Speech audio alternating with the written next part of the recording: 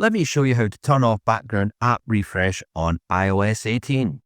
This is a fairly simple process. Tap Settings icon, it loads. Tap down and look for General and tap General.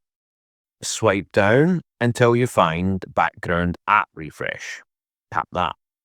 Now, as you can see, the refreshed apps are all turned on. The slider or toggle, whatever you want to call it, is all on. Now, look for background app refresh at the top, tap it, and the options are Wi-Fi mobile data. But for this video, I'm going to show you how to turn it off, and you tap the off.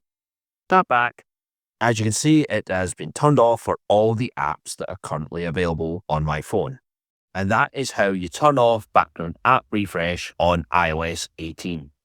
And that's that. Thank you for watching the video. If you found it helpful, or you could leave a like, that'd be great, and subscribe to the channel. And if you want to turn on the notification bell to be informed when a new video is live on YouTube, that'll be much appreciated. Thanks for watching all the way to the end of the video, and I'll hopefully see you in the next video. You take care of yourself. See you soon.